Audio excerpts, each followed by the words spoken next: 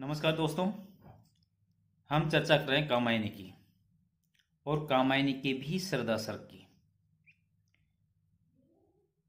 इससे पहले हमने जाना कि मनु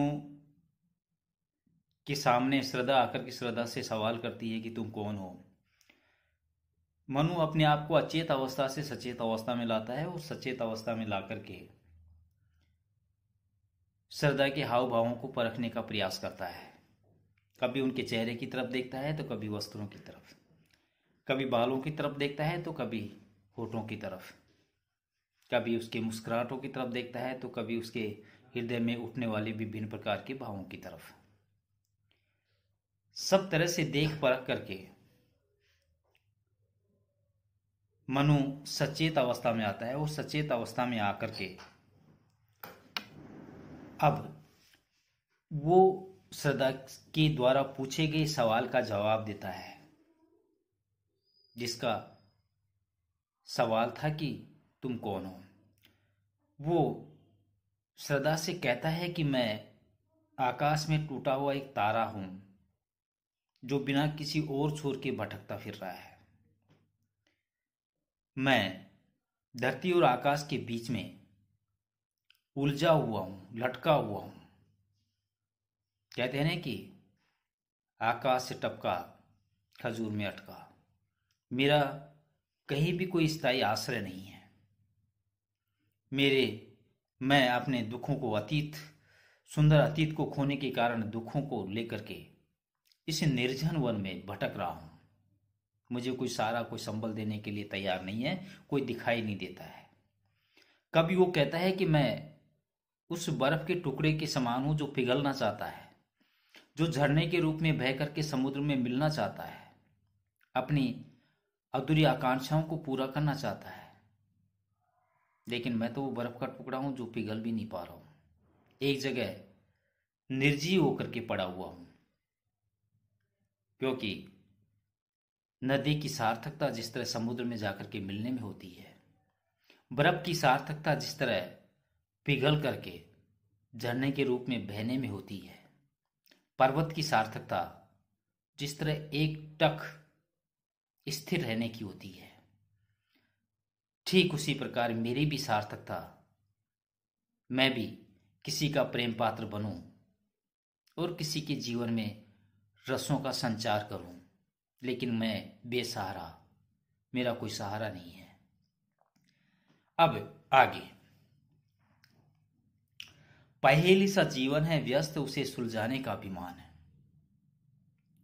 बताता है विस्मृति का मार्ग, चल रहा हूं बनकर अनजान।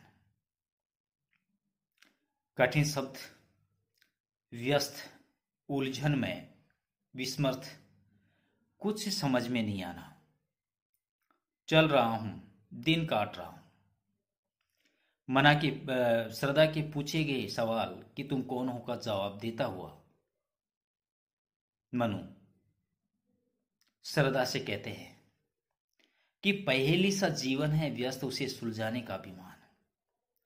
कि मेरा जीवन पहेली के समान उलझन में है, उसे सुलझाने का प्रयास कर रहा हूं। जीवन कैसे उलझा हुआ है? देवों की प्रजाति का अंतिम हिस्सा मनु, जिसने अब तक अपने जीवन को, अपने साम्राज्य को सुख में देखा था, जिसका अतीत में कहीं भी दुख की परछाई तक नजर नहीं आती थी। ऐसे व्यक्ति को जब अपना सुंदर अतीत खोता हुआ नजर आए और जिसे कोई सहारा, कोई संबल, जीने का कोई आश्रय नहीं मिले, उसे उलझन के अलावा और कुछ नहीं मिलेगा।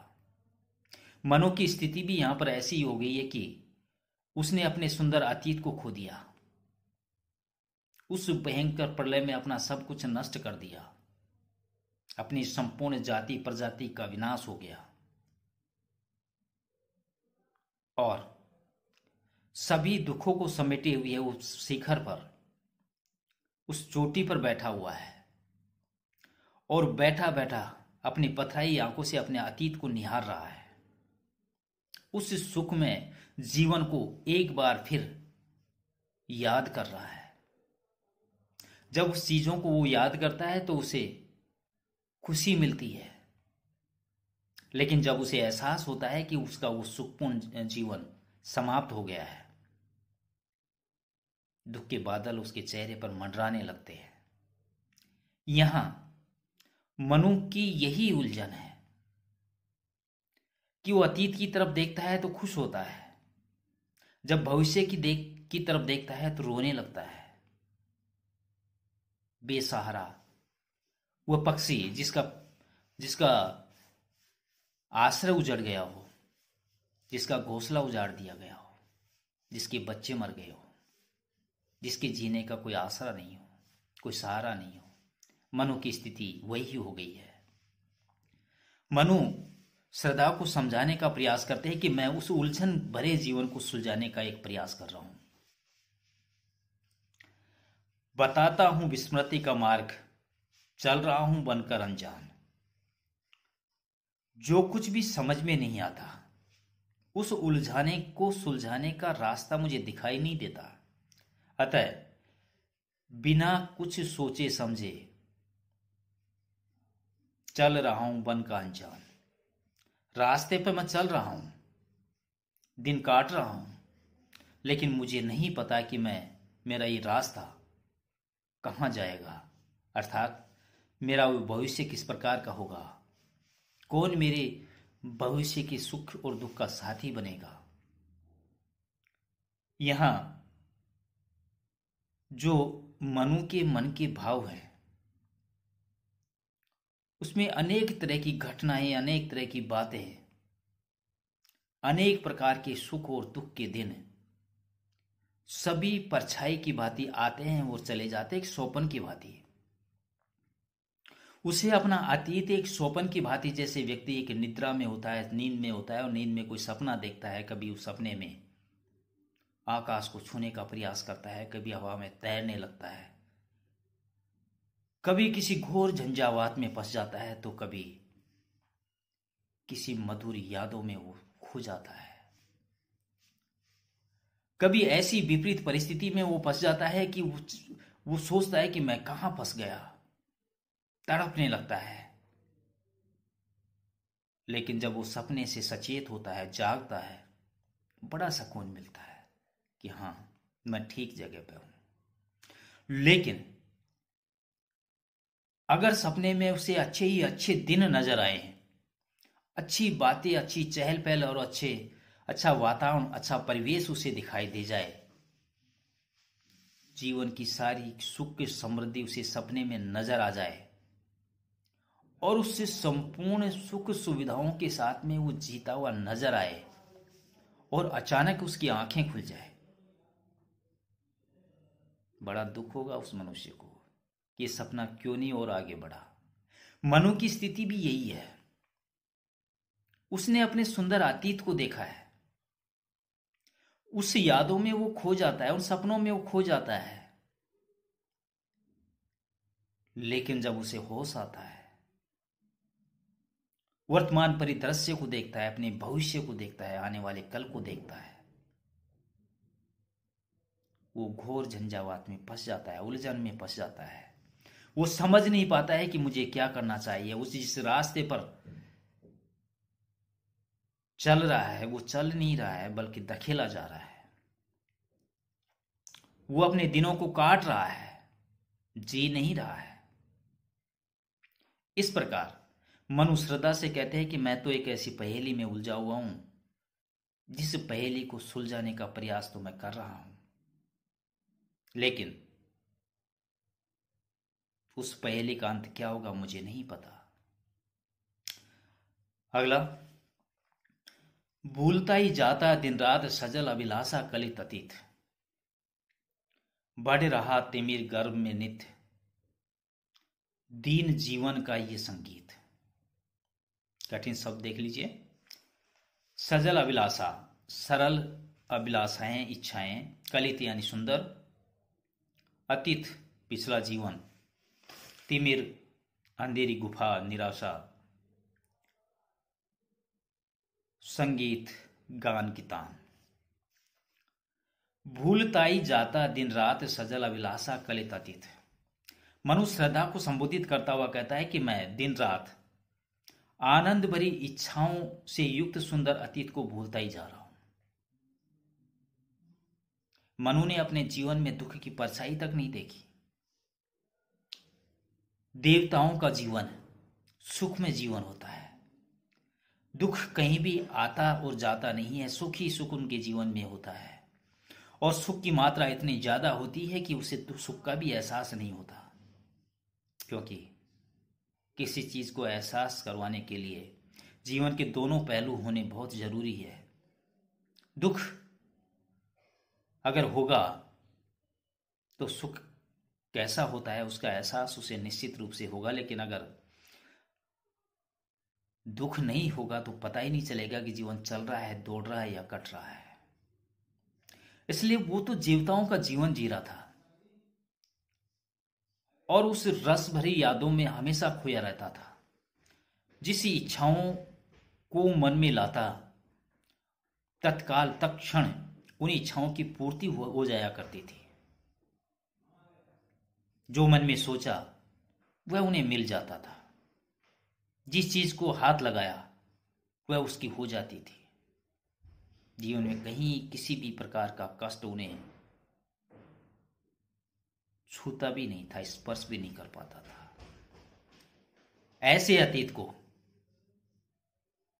श्रद्धा मनुष्य कहते हैं कि उन्हें रसमरी इच्छाओं को, उन्हें यादों को मैं उस सुंदर अतीत को धीरे धीरे भूलता जा रहा हूं। बढ़ रहा तिमिर गर्भ में नित्य नित्य जीवन का ये संगीत। जैसे जीवन गान की तान अंधेरी गुफा में जितनी आगे बढ़ती है उतनी वो क्षीण होती चली जाती है। संगीत की रणभेरी बजती है, ध्वनि चलती है, लेकिन अंधेरा होने के कारण वो संगीत की तान धीरे धीरे अंधेरे में बढ़ती चली जाती है और धीरे धीरे क्षीण हो जाती है, बहुत कम सुनाई देने लगती है और धीरे धीरे उसका छोर आ जाता है और वो सुनाई नहीं देती है। उसी प्रकार मेरे दुखी जीवन की आनंदमयी कल्पनाएं धीरे धीरे नित्य ही निराशा की अंधकार में मिटती चली जा रही है। मनु अपने अतीत को देखता है, अपने जीवन की आनंदमयी कल्पनाओं को देखता है। जिस समय वो उसका जीवन सुखमय जीवन था, उन्होंने बहुत सारी कल्पनाएं की होगी, बहुत सारा सोचा होगा। उन्हें नहीं पता था कि विनाशकारी लीला भी होने वाली है और पृथ्वी तहस नहस होने वाली है। उसके आनंद के अतीत का अंत होने वाला था, ये मनु को पता नहीं था। वो जिन सुंदर कल्पनाओं में खोया हुआ था, आज निराशा में बैठा हुआ वही मनु जब ऊंचे शिखर पर बैठ करके जमीन को निहार रहा है, देख रहा है सामने को, जल प्रलय को देख रहा है, श्रद्धा से कहता है कि आज वो कल्पनाएं धीरे धीरे नित्य निराशा के अंधकार में विलीन होती जा रही है, क्योंकि जीवन का कोई आश्रय मुझे नजर नहीं आता, जीवन जीने का कोई तरीका मुझे नजर नहीं आता, जीवन में साथ देने वाला मुझे कोई नजर नहीं आता। इसके कारण मेरी जो सुखमय कल्पनाएं थी, मेरा जो सुंदर अतीत था, वो सुंदर अतीत मुझे आज दुख पैदा करता है। क्योंकि भविष्य तभी अच्छा लगता है जब आपका अतीत अच्छा होता है,